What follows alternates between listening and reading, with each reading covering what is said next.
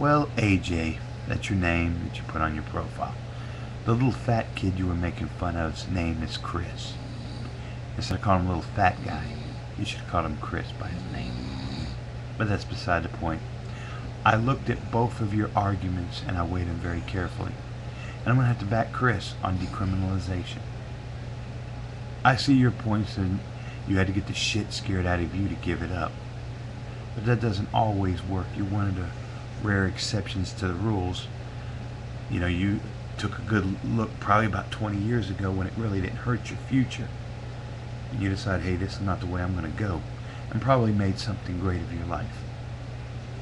You know, there's no shame in that. But when people are going to do drugs, you can't regulate. You can't make it against the law to be stupid. People are going to overdo it no matter what. I don't give a damn if it's drinking, smoking, snorting, popping, whatever. People are going to do stupid shit to get high. So, you know, even huffing. And sometimes they abuse both legal and illegal substances. The reason I'm against the war on drugs is for 3 reasons, very obvious. Number 1, prohibition never works. Back in the 20s, when alcohol prohibition came about, it did absolutely nothing to stop crime. Had prohibition worked then, there would be no Budweiser, Jack Daniels, there would be no liquor, period. Because you couldn't give this stuff away if the laws worked. And people, in fact, it had the opposite. When you start telling people what they can and cannot do, 9 times out of 10 they're going to rebel. Number 2, the high cost of crime. When somebody gets arrested and goes to prison, yeah, they sit in there wasting our dollars. It costs every man, woman, and child an additional $12,000 a year to fund per inmate per year to keep them locked up. That's to pay for their eats, their medical care, their food. People have to get paid to watch over them and babysit them 24/7. You know, you just don't just throw somebody in a cage and expect everything to be done. You got to have people to watch over them, make sure not only they don't hurt themselves but others, and the high cost of trying to reform it. 3, I think this is the most important, the permanent scars it does on the community thereafter. When somebody gets 9 times out of 10 gets a drug conviction, it's difficult to get a job again.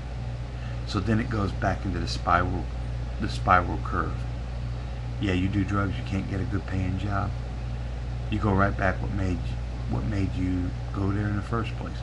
You say, well, hell, I got a felony. They can't do any worse to me.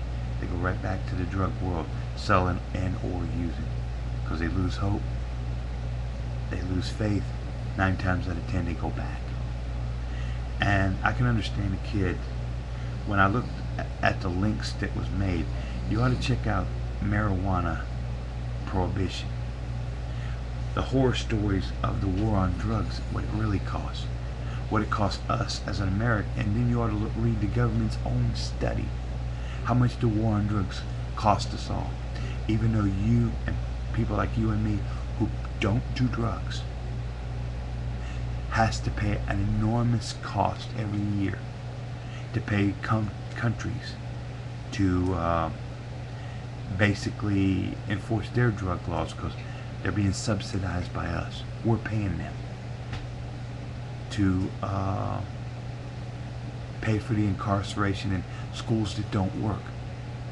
Trust me, I used to be a drug counselor.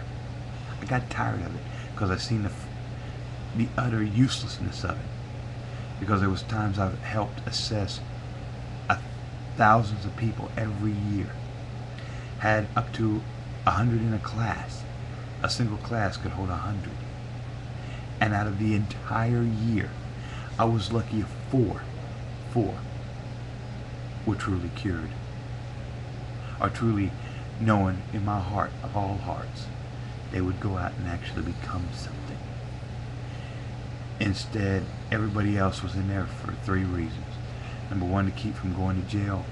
Probation officer made them, or to get their driver's license back. It was utterly useless. To me, people get help when they need to, just like in the quit smoking campaigns. Even though cigarettes and cigars and stuff are perfectly legal, in the past 20 years, the greatest success of a single drug actually people curving away from has been tobacco. Not because of the strong rules and regulations. People woke up, there's treatment out there. When they need it, they want it, they get the medical treatment they need without the fear of going to jail, without the fear of losing their jobs, and without the fear of losing their family. They can just go get the help they need and it's done, and they look better for it. So before you, and I can understand your comments on your friends. I don't want to see people out there hitting an intravenous needle driving either. But if they do crimes against other people, not just themselves, but other people, people and property crimes should be punished. But what crimes they do to themselves, what is the right of the government to punish them for what they do to themselves? Just like your friend died because he got stupid and took an overdose. He did it to himself. You were smart. You curved away from that. But before you make the so hard, drastic choice, look at the rest of the evidence. See what you come up with. Have a good day.